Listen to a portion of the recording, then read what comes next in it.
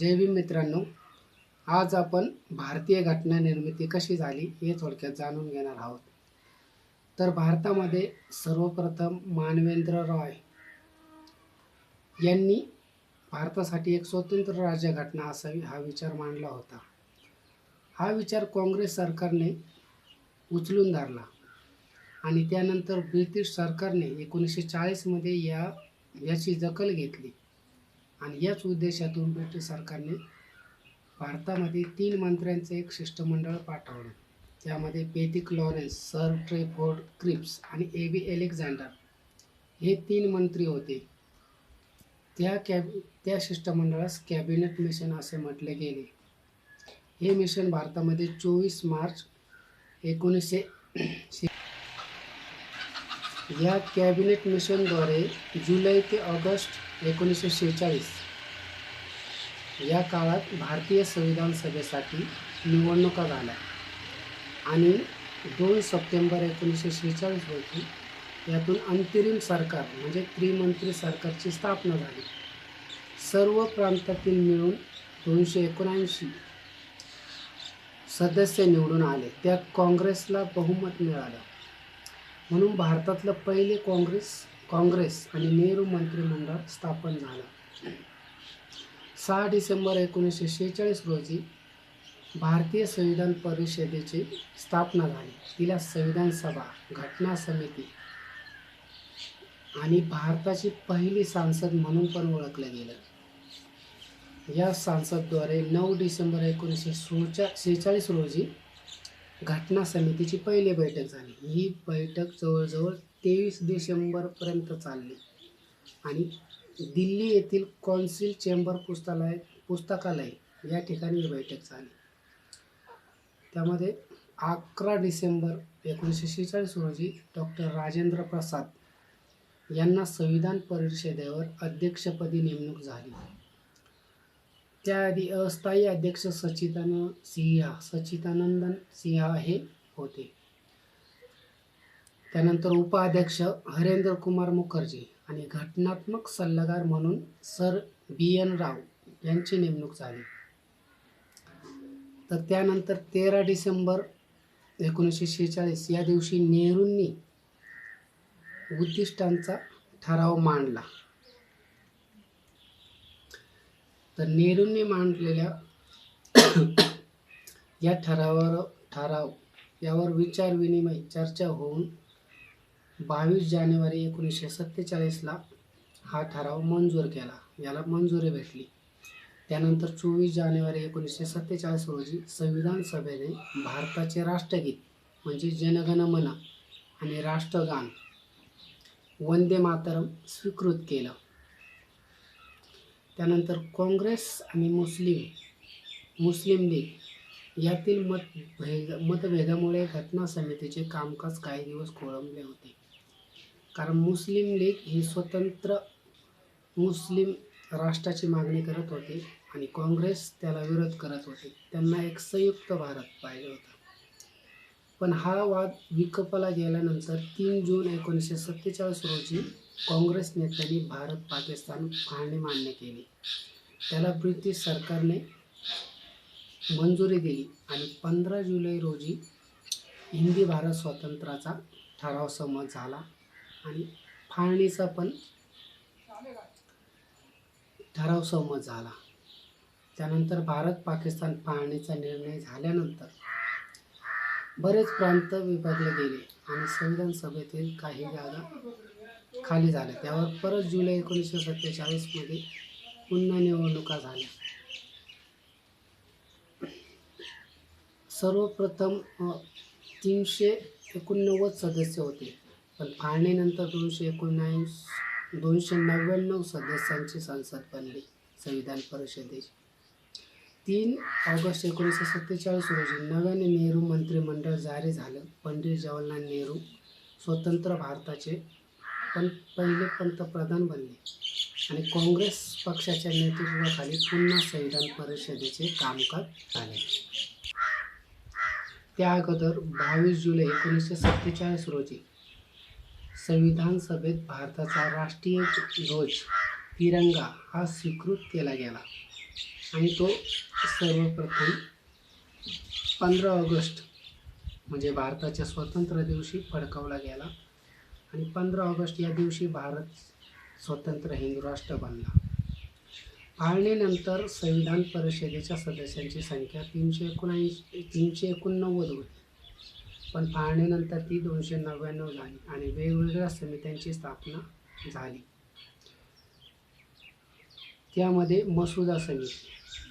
तर 29 ऑगस्ट 1947 रोजी मसुदा समितीची स्थापना झाली आणि डॉक्टर B.R. आंबेडकर म्हणजेच बाबासाहेब आंबेडकर यांची अध्यक्ष म्हणून नेमणूक झाली आणि ते स्वतंत्र भारताचे पहिले विधिमंत्री किंवा कायदेपंडित झाले. त्यानंतर महिनाभरात म्हणजे 28 ऑक्टोबर 1947 रोजी घटना परिषदेचे सल्लागार सर B.N. राव यांनी 240 कलमी आणि 12 परिशिष्टे असलेला संविधानाचा घटनेचा कच्चा मसुदा संविधान परिषदेत सादर केला. त्यावर मसुदा समितीने कार्य करून नोव्हेंबर 1949 पर्यंत परिषदेच्या सूचनांवर व त्या कच्च्या मसुद्यावर मसुदा समितीने कामकाज करून राज्यघटनेच्या मसुद्याला अंतिम रूप दिले. मसुदा समितीने जे कामकाज केले त्यामध्ये अध्यक्षांचे खूप मोठे परिश्रम होते, श्रेय होते. 26 नोव्हेंबर 1949 रोजी मसुदा समितीचे अध्यक्ष डॉक्टर B.R. आंबेडकर यांनी संविधान परिषदेचे अध्यक्ष राजेंद्र प्रसाद यांना तो मसुदा पक्क्या स्वरूपात सादर केला. याच दिवशी संविधान मंजूर आणि सहमत झालं.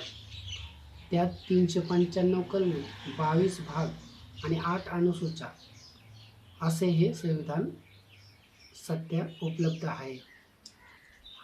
तर 26 नोव्हेंबर 1949 रोजी संविधान मंजूर झालं, पण त्यानंतर 2015 पासून हा दिवस संविधान दिन म्हणून साजरा केला जातो. याच दिवशी संविधान परिषदेचे समितीचे अध्यक्ष त्यांचे परिश्रम आणि मेहनत बघून संविधान परिषदेने डॉक्टर बाबासाहेब आंबेडकर यांना भारतीय संविधानाच्या शिल्पकार, रचनाकार हा मान दिला. 24 जानेवारी 1949 रोजी संविधान परिषदेची शेवटची बैठक झाली आणि सभेतील 299 सदस्यांपैकी 284 सदस्यांनी त्या संविधानाच्या मसुद्यावर स्वाक्षऱ्या केल्या म्हणजे सह्या केल्या आणि त्याच दिवशी डॉक्टर राजेंद्र प्रसाद हे भारताचे पहिले राष्ट्रपती बनले. त्यानंतर 2 दिवसांनी 26 जानेवारी 1950 या दिवशी राज्यघटना म्हणजे संविधान लागू झाले, अंमलात आले किंवा त्याच्या अंमलबजावणीला सुरुवात झाली. भारतीय अधिनियम या संविधानाला भारतीय अधिनियम 1949चा कायदा असे देखील म्हटले गेले. तर आपल्या सर्वांना माहितीच आहे की भारताच्या संविधान निर्मितीला जवळजवळ 3 वर्ष म्हणजे 2 वर्ष 11 महिने आणि 18 दिवस इतका कालावधी लागला. या काळात संविधान सभेच्या 165 दिवस बैठका झाल्या व 11 अधिवेशने झाली आणि मसुदा समितीच्या 44 बैठका झाल्या व 141 दिवस त्याचं कामकाज चाललं. त्यानंतर 4 नोव्हेंबर 1948 ते 26 नोव्हेंबर 1949 या काळात घटनेच्या मसुद्याचे 3दा वाचन झाले. त्यावर 3दा वाचन, चर्चा, विचार विनिमय होऊन वेगवेगळ्या दुरुस्त्या झाल्या अशा प्रकारे. त्यानंतर भारतीय शासन कायदा 1935 सोबतच इतर 10 देशांच्या शासन पद्धतीतील म्हणजे संविधान पद्धतीतील काही नियम भारताच्या संविधानात समाविष्ट झालेले आहेत. त्यानुसार भारतीय संविधान हे जगातील सर्व देशांच्या संविधानापेक्षाही मोठे आहे. भारतीय संविधानाची हस्तलिखित प्रत म्हणजे हार्ड कॉपी हे लिहिण्याचे काम प्रेम बिहारी ज्यांनी केली, त्या बदल्यात त्यांनी कुठलाही मोबदला, पैशाच्या रूपात कुठलाही मोबदला न घेतला राज्यघटनेच्या प्रत्येक पानावर त्यांनी स्वतःचे नाव दिले, अशी विनंती त्यांनी पंडित जवाहरलाल नेहरू यांना केली होती. त्यानंतर संविधानाची हिंदी प्रत ही वसंत कृष्ण वैद्य यांनी लिहिली. तर मूळ इंग्रजी प्रत ही पांडुलिपीत आणि इटॅलिक शैलीमध्ये प्रेम बिहारी यांनी लिहिलेली आहे. यात एकूण 233 पाने असून या संविधानाचे वजन 13 किलो आहे आणि हे लिहिण्यासाठी जवळजवळ 6 महिने इतका कालावधी संविधानाची हिंदी प्रत ही हिंदी भाषेत असून यामध्ये 264 पाने आहेत व याचे वजन हिंदी प्रत याचे वजन 14 किलो इतके आहे. त्यानंतर पूर्ण संविधान निर्मितीला एकूण 432 पेनाच्या लीप घासल्या गेल्या आणि संविधान परिषदेत किंवा संविधान निर्मितीच्या कामकाजासाठी, राज्यघटनेच्या कामकाजासाठी संविधान परिषदेमध्ये जवळजवळ 20 ते 22 मुख्य आणि उपसमित्या नेमल्या गेल्या होत्या आणि त्या वेगवेगळ्या समित्यांचे वेगवेगळे अध्यक्ष नेमले गेले होते. त्यामध्ये मसुदा समिती ही प्रमुख होती आणि तिचे कार्य प्रमुख होते. भारतीय संविधान हे स्वतंत्र, समता आणि बंधुता या तत्वावर उभारले गेलेले आहे आणि लोकशाही राज्यामध्ये या तत्वांची खूप आवश्यकता आहे.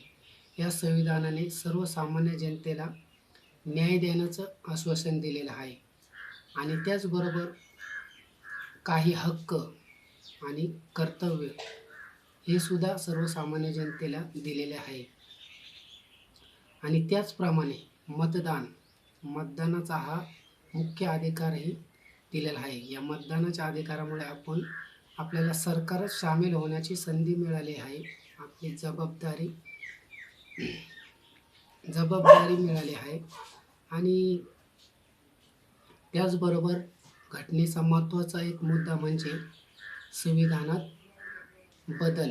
बदल करण्याचा सुद्धा एक नियम किंवा कलम या संविधानात लागू केलेला आहे, जेणेकरून हे संविधान जनतेला दबाव किंवा त्रासदायक ठरणार नाही. ज्याप्रमाणे बदल होईल त्याप्रमाणे संविधानात आपण बदलसुद्धा करू शकतो. याप्रमाणे हे लवचिक संविधान बनवलेलं आहे.